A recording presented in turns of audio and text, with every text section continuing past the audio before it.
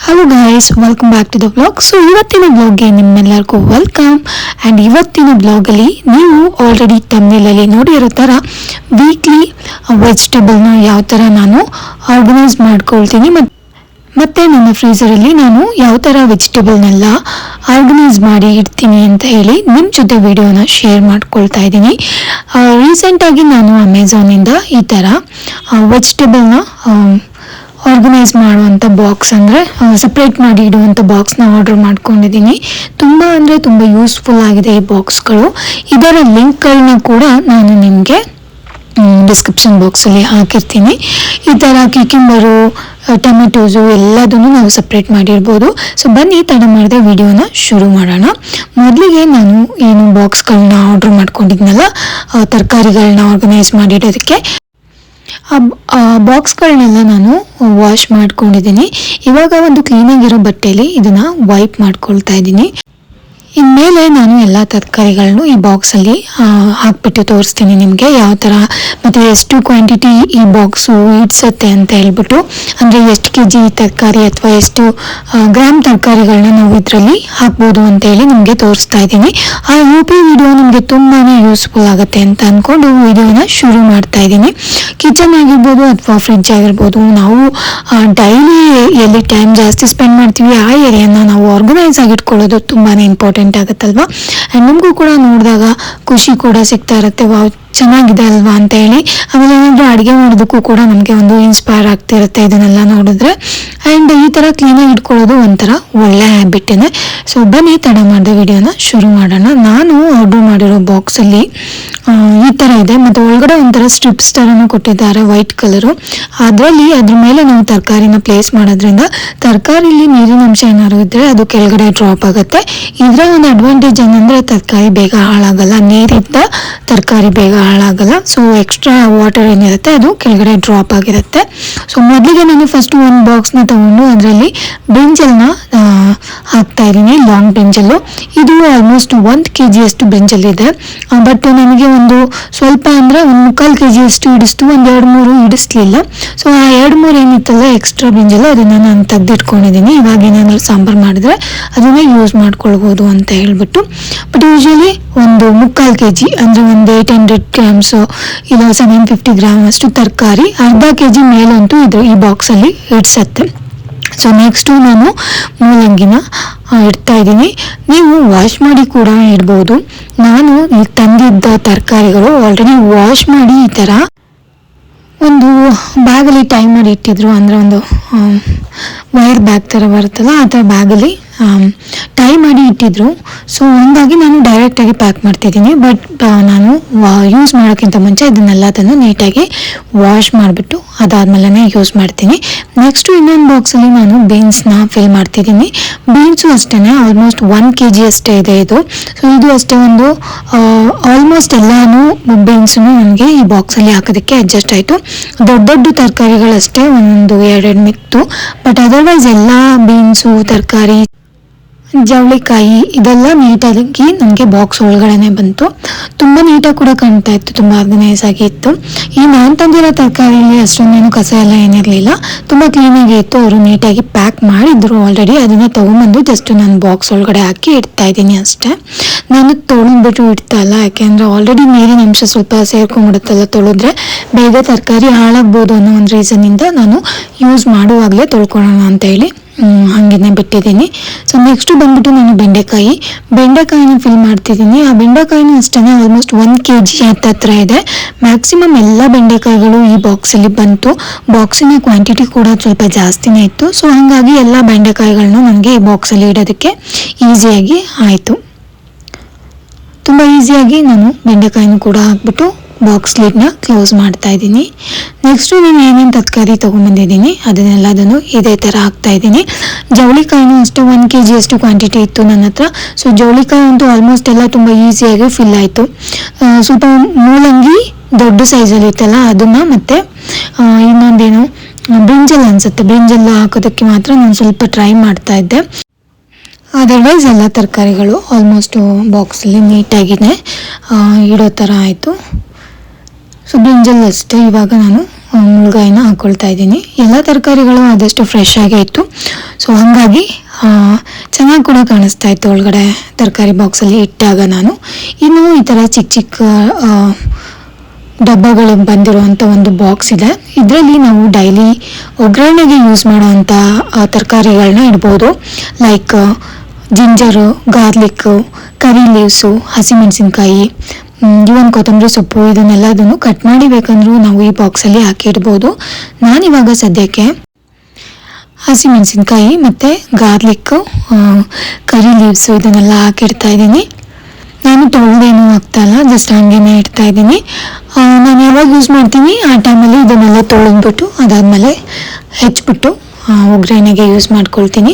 ಸ್ವಲ್ಪ ಕೆಂಪು ಮೆಣಸಿನ್ಕಾಯಿ ಜಾಸ್ತಿ ಬಂದಿತ್ತು, ಸೊ ಹಾಗಾಗಿ ಒಂದರಲ್ಲಿ ಹಸಿಮೆಣಸಿನ್ಕಾಯಿ, ಇನ್ನೂ ಒಂದರಲ್ಲಿ ಒಂದು ಸ್ವಲ್ಪ ಬಣ್ಣ ಬದಲಾಗಿರುವಂಥ ಕೆಂಪು ಮೆಣಸಿನ್ಕಾಯಿಗಳನ್ನ ಫಿಲ್ ಮಾಡ್ತಾ ಇದ್ದೀನಿ.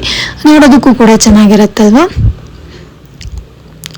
ಸೊ ನೆಕ್ಸ್ಟು ನಾನು ಬೆಳ್ಳುಳ್ಳಿ ಇರುತ್ತಲ್ಲ ಅದನ್ನು ಹಿಡಿದೇ ಆಗ್ತಿಲ್ಲ, ಜಸ್ಟ್ ಅದೆಲ್ಲದನ್ನು ಬಿಡಿಸ್ಬಿಟ್ಟು ಎಸ್ಲು ಏನು ಬರುತ್ತೆ ಬೆಳ್ಳುಳ್ಳಿ ಎಸ್ಲು ಅದನ್ನು ಮಾತ್ರ ಹಾಕ್ಕೊಳ್ತಾ ಇದ್ದೀನಿ. ಸೊ ಇದು ಅಷ್ಟೇ, ಒಗ್ಗರಣೆ ಹಾಕುವಾಗ ನಾವು ಬೆಳ್ಳುಳ್ಳಿ ಎಸ್ಲನ್ನ ಜಜ್ಜಿ ತೆಗೆದ್ಬಿಟ್ಟು ಎಸ್ಲನ್ನ ಡೈರೆಕ್ಟಾಗಿ ಹಾಕ್ಬೋದು. ಕರಿ ಲೀವ್ಸು, ಕರಿಬೇವಿನ ಸೊಪ್ಪು ಅದನ್ನು ಅಷ್ಟೇ ಎಲ್ಲ ಬಿಡಿಸ್ಬಿಟ್ಟು ಹಾಕ್ಕೊಂಡಿದ್ದೀನಿ. ನಾನು ಯಾವುದನ್ನು ತೊಳೆದಿಡ್ತಾ ಇಲ್ಲ, ಡೈರೆಕ್ಟಾಗಿ ಹಂಗೇನೆ ಇಡ್ತಾ ಇದ್ದೀನಿ.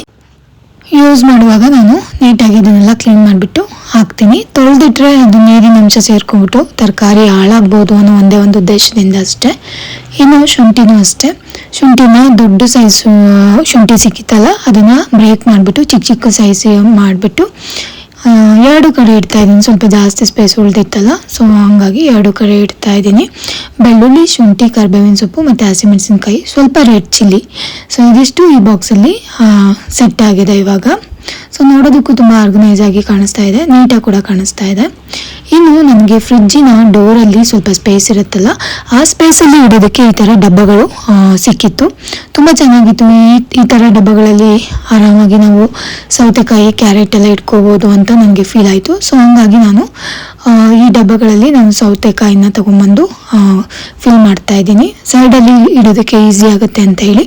ಆಮೇಲೆ ಯೂಶ್ವಲಿ ಫ್ರಿಡ್ಜ್ ಡೋರು ತೆಗ್ದಾಗ ಚಾಕ್ಲೇಟು, ಐಸ್ ಕ್ರೀಮು ಏನಾದರೂ ಕಾಣಿಸಿದ್ರೆ ಅದಕ್ಕೆ ಕೈ ಹಾಕಬೇಕು ಅನ್ಸುತ್ತಲ್ಲ, ಈ ಥರ ಕುಕ್ಕಿಂಬರು, ಕ್ಯಾರೆಟು, ನೆಲ್ಲಿಕಾಯಿ ಈ ಥರ ಏನಾದರೂ ಸಿಕ್ಕಿದ್ರೆ ಅಟ್ಲೀಸ್ಟ್ ಅದಕ್ಕೆ ಹೋಗೋದ್ರ ಬದಲು ನಾವು ನಮ್ಮ ಕೈ ಇದಕ್ಕಾದ್ರೂ ಹೋಗಿ ಯೂಶ್ವಲಿ ತಿನ್ನೋದಕ್ಕೆ ಶುರು ಮಾಡ್ತೀವಿ ಅಂತ ಒಂದು ಇಂಟೆನ್ಷನು. ಪಾಪು ಕ್ಯಾರೆಟ್ ಎಲ್ಲ ಇಷ್ಟಪಡ್ತಾಳೆ, ಸೊ ಹಂಗಾಗಿ ಕ್ಯಾರೆಟು, ನೆಲ್ಲಿಕಾಯಿ, ನಿಂಬೆಹಣ್ಣು, ಕ್ಯೂಕಿಂಬರು ಎಲ್ಲದನ್ನು ಈ ಬಾಕ್ಸ್ಗಳಲ್ಲಿ ಫಿಲ್ ಮಾಡಿ ಇಡ್ತಾ ಇದ್ದೀನಿ.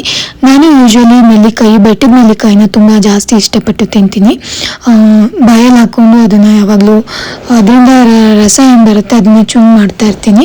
ಸೊ ಅದೊಂದು ಒಳ್ಳೆ ಹ್ಯಾಬಿಟ್ಟು. ಬೆಟ್ಟದ ನೆಲ್ಲಿಕಾಯಿ ಯಾವಾಗಲೂ ತಿನ್ನಬೇಕು ಅಂತ ಹೇಳ್ತಾರಲ್ಲ, ಹಾಗಾಗಿ ಅದನ್ನು ತೊಗೊಂಬಂದು ಸ್ಟೋರ್ ಮಾಡಿ ಇಟ್ಟಿದ್ದೀನಿ. ಇನ್ನು ಕ್ಯಾರೆಟು ತುಂಬ ಫ್ರೆಶ್ ಆಗಿರೋ ಕ್ಯಾರೆಟ್ ಸಿಕ್ಕಿತ್ತು.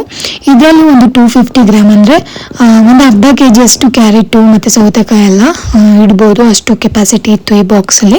ಇನ್ನು ಕೊತ್ತಂಬರಿ ಸೊಪ್ಪನ್ನ ನಾವು ಕ್ಲೀನ್ ಮಾಡಿ ಬೇಕಂದ್ರೂ ಇಡ್ಬೋದು, ಇಲ್ಲ ಹಂಗೆ ನೀರು ಹಾಕ್ಬಿಟ್ಟು ಈ ಬಾಕ್ಸಲ್ಲಿ ಹಾಕ್ಬಿಟ್ಟು ಇಡ್ಬೋದು. ತುಂಬ ಜಾಸ್ತಿ ದಿನಗಳ ಕಾಲ ಕೊತ್ತಂಬರಿ ಸೊಪ್ಪು ಈ ಥರ ನೀರು ಹಾಕಿಟ್ರೆ ಬರುತ್ತೆ. ಆಮೇಲೆ ಇದರಲ್ಲಿ ಗ್ರೀನ್ ಟೊಮೊಟೊಸ್ನ ಹಾಕಿ ಇಡ್ತಾ ಇದ್ದೀನಿ. ಗ್ರೀನ್ ಟೊಮೆಟೊ ಸ್ವಲ್ಪ ಅರ್ಧ kgಗಿಂತ ಜಾಸ್ತಿನೇ ಇತ್ತು, ಹಂಗಾಗಿ ಸ್ವಲ್ಪ ಜಾಸ್ತಿ ಉಳಿತಾ ಇದೆ. ದೆನ್ ಒಂದು ಅರ್ಧ kg ಅಷ್ಟು ಗ್ರೀನ್ ಟೊಮೊಟೊಸ್ನ ನಾವು ಇದರಲ್ಲಿ ಹಾಕಿಡ್ಬೋದು. ಈ ಬಾಕ್ಸ್ ಅಂತೂ ತುಂಬ ಕನ್ವೀನಿಯೆಂಟ್ ಆಗಿದೆ, ಬೇಕಂದರೆ ನೀವು ಕೂಡ ಆರ್ಡ್ರ್ ಮಾಡ್ಕೊಳ್ಳಿ. ಫ್ರಿಡ್ಜ್ನ ಸೈಡ್ ಡೋರ್ ಏನು ಬರುತ್ತೆ ಅಲ್ಲಿ ಸ್ವಲ್ಪ ಸ್ಪೇಸ್ ಇರುತ್ತಲ್ಲ, ಅದರಲ್ಲಿ ನಾವು ತರಕಾರಿಗಳನ್ನ ಹಾಕಿ ಇಡ್ಬೋದು. ತುಂಬ ಅಂದರೆ ತುಂಬ ಚೆನ್ನಾಗಿ ಈ ಬಾಕ್ಸ್ಗಳು ನಮ್ಗೆ ಹೆಲ್ಪ್ ಮಾಡುತ್ತೆ. ಇವನ್ ನಾವು ಹಾಲಿನ ಪ್ಯಾಕೆಟು ಮತ್ತು ಮೊಸರಿನ ಪ್ಯಾಕೆಟು ಅದನ್ನು ಕೂಡ ಇಡ್ಬೋದು, ಇಲ್ಲಾಂದರೆ ನಾವು ಚಿಕ್ಕ ಚಿಕ್ಕ ಬಟರ್ದು ಪಾಕೆಟ್ಸ್ಗಳು ಬರುತ್ತಲ್ಲ, ಬೆಣ್ಣೆ ಪ್ಯಾಕೆಟ್ಗಳು, ಅದನ್ನು ಕೂಡ ಇದರಲ್ಲಿ ಪ್ಲೇಸ್ ಮಾಡಿ ಇಡ್ಬೋದು. ಅದಕ್ಕೂ ಕೂಡ ಇದು ತುಂಬ ಕನ್ವೀನಿಯೆಂಟ್ ಆಗಿದೆ. ಇನ್ನು ನಾನು ಕಾಳುಗಳನ್ನ ತೊಗೊಂಡ್ಬಂದಿದ್ದೆ, ಅವರೆಕಾಳು ಮತ್ತು ತೊಗರಿಕಾಳು ಎಲ್ಲ, ಅದನ್ನು ಕೂಡ ಈ ಬಾಕ್ಸಲ್ಲಿ ಹಾಕಿಡ್ತಾ ಇದ್ದೀನಿ. ಓಪನ್ ಮಾಡಿ ಇಡ್ತಿಲ್ಲ, ಜಸ್ಟ್ ಪ್ಯಾಕೆಟಲ್ಲಿ ಹೆಂಗೆ ಕೊಟ್ಟಿದ್ರು ಹಂಗೇನೆ ತೊಗೊಂಡ್ಬಂದು ಇಡ್ತಾ ಇದ್ದೀನಿ. ಕ್ಯಾಪ್ಸಿಕಮ್ಮು ಅಷ್ಟೇ ಅರ್ಧ kg ಮೇಲಿತ್ತು. ನಾನು 2 ಬಾಕ್ಸಲ್ಲಿ ಕ್ಯಾಪ್ಸಿಕಮ್ನ ಫಿಲ್ ಮಾಡಿ ಇಡ್ತಾ ಇದ್ದೀನಿ. ಸೊ ಇಲ್ಲಿ ನಾನು ಏನೇನು ಆರ್ಗನೈಸ್ ಮಾಡಿಟ್ಟಿದ್ದೆ ಎಲ್ಲ ತರಕಾರಿಗಳು ಇವಾಗ ನಿಮಗೆ ತೋರಿಸ್ತಾ ಇದ್ದೀನಿ. ಎಷ್ಟು ನೀಟಾಗಿ ಕಾಣಿಸ್ತಾ ಇದೆ ನೋಡಿ, ತುಂಬ ಅಂದರೆ ತುಂಬ ಬ್ಯೂಟಿಫುಲ್ ಆಗಿ ಕಾಣಿಸ್ತಾ ಇದೆ. ನನಗಂತೂ ತುಂಬ ಅಂದರೆ ತುಂಬ ಇಷ್ಟ ಆಯಿತು. ನಾನು ತುಂಬ ಫೋಟೋಸ್ಗಳನ್ನ ಕ್ಲಿಕ್ ಮಾಡ್ಕೊಳ್ತಾ ಇದ್ದೆ. ತರಕಾರಿ ಆಗಿರ್ಬೋದು, ಬೆಂಡೆಕಾಯಿ, ಬ್ರಿಂಜಲ್ಲು, ಸೌತೆಕಾಯಿ, ಬೆಟ್ಟದ ನೆಲ್ಲಿಕಾಯಿ, ಕ್ಯಾರೆಟು, ಜವಳಿಕಾಯಿ, ಬೀನ್ಸು, ಆಮೇಲೆ ಕೊತ್ತಂಬರಿ ಸೊಪ್ಪು ಕೂಡ ಎಷ್ಟು ನೀಟಾಗಿ ಇರೋದಕ್ಕೆ ನಮಗೆ ಈ ಬಾಕ್ಸ್ಗಳು ಹೆಲ್ಪ್ ಮಾಡಿದೆ. ಇನ್ನು ಈ ಬಾಕ್ಸ್ಗಳನ್ನೆಲ್ಲ ನಾನು ಲಿಡ್ಡನ್ನು ಕ್ಲೋಸ್ ಮಾಡಿ ನೀಟಾಗಿ ಅದನ್ನೆಲ್ಲ ವಾಟ್ರ್ ಏನಿರುತ್ತೆ ಚಿಕ್ಕ ಚಿಕ್ಕ ಹನಿಗಳು ಅದೆಲ್ಲ ವೈಪ್ ಮಾಡಿಬಿಟ್ಟು ಸ್ವಲ್ಪನೂ ನೀರಿನ ಅಂಶ ಇಲ್ಲದೆ ಇರೋ ಥರ ನಾನು ಈ ಬಾಕ್ಸ್ಗಳನ್ನ ನೀಟಾಗಿ ಫ್ರಿಜ್ಜಲ್ಲಿ ಇಡ್ತಾ ಇದ್ದೀನಿ. ನೀವು ಇದ್ರ ಮೇಲೆ ಬೇಕಂದರೆ ಟಿಶ್ಯೂ ಪೇಪರ್ಗಳನ್ನು ಸಹ ಹಾಕಿ ಇಡ್ಬೋದು. ನೀವು ಟಿಶ್ಯೂ ಹಾಕಿ ಇಡೋದ್ರಿಂದ ಆ ನೀರಿನ ಅಂಶ ಏನಾದರೂ ಆ ಬಾಕ್ಸು ಕ್ಲೋಸ್ ಮಾಡಿದಾಗ ಬಂದರೆ ಅದೆಲ್ಲ ಟಿಶ್ಯೂ ಅಬ್ಸರ್ವ್ ಮಾಡ್ತಾ ಇರುತ್ತೆ. ಸೊ ತರಕಾರಿಗಳು ಜಾಸ್ತಿ ದಿನ ಬಾಳಿಕೆ ಕೂಡ ಬರುತ್ತೆ. ಇದೇನಿಲ್ಲ ಅಂದರೂ ಒಂದು 2-3 ವಾರ ನಾವು ಯೂಸ್ ಮಾಡ್ಬೋದು ಈ ತರಕಾರಿಗಳನ್ನ. ಈ ಥರ ಸೈಡ್ ಡೋರ್ ನಾನು ಹೇಳಿದ್ನಲ್ವಾ, ಆ ಸೈಡ್ ಡೋರ್ಗಳಲ್ಲಿ ನಾನು ಈ ಬಾಕ್ಸ್ಗಳನ್ನೆಲ್ಲ ಇಡ್ತಾ ಇದ್ದೀನಿ. ಸೊ ನೋಡಿ ಎಷ್ಟು ಕನ್ವೀನಿಯೆಂಟ್ ಆಗಿದೆ, ಎಷ್ಟು ಈಸಿಯಾಗಿ ಕೂಡ ನಾವು ಇದನ್ನೆಲ್ಲ ಪ್ಲೇಸ್ ಮಾಡ್ಬೋದು. ನಿಮಗೆ ಬೇಕಂದರೆ ಇದನ್ನು ಕವರಲ್ಲಿ ಕೂಡ ಕಟ್ಬಿಟ್ಟು ಹಂಗೆ ಹಾಕಿ ಇಡ್ಬೋದು. ಇಲ್ಲ ಡೈರೆಕ್ಟಾಗಿ ಓಪನ್ ಆಗಿ ಇಡ್ತೀನಿ ಅಂದರೆ ಓಪನ್ ಸ್ಪೇಸಲ್ಲಿ ಕೂಡ ಅಂದರೆ ಓಪನ್ ಆಗಿ ಕೂಡ ಈ ಥರ ಕ್ಯಾಪ್ಸಿಕಮ್ಮು, ಬೆಟ್ಟದ ನೆಲ್ಲಿಕಾಯಿ, ಕ್ಯಾರೆಟು, ಸೌತೆಕಾಯಿ ಇದನ್ನೆಲ್ಲ ಇಡ್ಬೋದು. ಇನ್ನು ನಾನು ಎಕ್ಸ್ಟ್ರಾ ಥಿಂಗ್ಸ್ ಏನಿತ್ತು ಅದೆಲ್ಲದನ್ನು ಒಂದು ಚಿಕ್ಕ ಬಾಕ್ಸ್ ಏನಿರುತ್ತೆ ಫ್ರಿಜ್ಜಲ್ಲಿ ಅದರಲ್ಲಿ ಕವರಲ್ಲಿ ಕಟ್ಟಿ ಇಟ್ಟಿದ್ದೀನಿ. ತುಂಬ ನೀಟಾಗಿ ಕಾಣಿಸ್ತಾ ಇದೆ, ತುಂಬ ಆರ್ಗನೈಸ್ ಆಗಿದೆ. ನನಗಂತೂ ತುಂಬ ಇಷ್ಟ ಆಯಿತು ಈ ಫ್ರಿಜ್ಜು ನಾನು ಸೆಟಪ್ ಮಾಡಿದ್ದು. ನಿಮಗೆ ಹೆಂಗೆ ಅನಿಸ್ತು ಈ ಫ್ರಿಡ್ಜ್ ಆರ್ಗನೈಸ್ ವಿಡಿಯೋ? ಇಷ್ಟ ಆದರೆ ಒಂದು ಕಮೆಂಟ್ ಮಾಡಿ. ಆ್ಯಂಡ್ ನಿಮ್ಮ ಎಲ್ಲ ಕಮೆಂಟ್ಸ್ಗಳನ್ನು ನಾನು ಓದ್ತಾ ಇರ್ತೀನಿ. ನನಗೆ ಯಾರೆಲ್ಲ ಹೊಸ ಸಬ್ಸ್ಕ್ರೈಬರ್ಸ್ ಆಗಿದ್ದೀರಾ ಅವ್ರಿಗೆ ತುಂಬಾ ಧನ್ಯವಾದಗಳು. ನನ್ನ ಚಾನೆಲ್ 2K ಕಂಪ್ಲೀಟ್ ಆಗಿದೆ. ನನಗಂತೂ ತುಂಬ ಖುಷಿಯಾಗಿದೆ. ನನಗೆ ಇನ್ನೂ ಜಾಸ್ತಿ ಹೆಚ್ಚಿನ ಸಬ್ಸ್ಕ್ರೈಬರ್ಸ್ ಮತ್ತು ವ್ಯೂಸ್ ಬೇಕು. ನಿಮ್ಮ ಎಲ್ಲರ ಸಪೋರ್ಟ್ ಕೂಡ ನನಗೆ ಬೇಕು. ನೀವು ನನಗೆ ಸಪೋರ್ಟ್ ಮಾಡಿ ಅಂತ ಕೇಳ್ಕೊತ ಇವತ್ತಿನ ಒಂದು ಈ ವಿಡಿಯೋನ ಎಲ್ಲಿಗೆ ಮುಗಿಸ್ತಾ ಇದ್ದೀನಿ. And thank you so much ವಿಡಿಯೋನ ಪೂರ್ತಿ ನೋಡೋದಕ್ಕೆ. ಮತ್ತೆ ಸಿಗೋಣ. ಧನ್ಯವಾದಗಳು.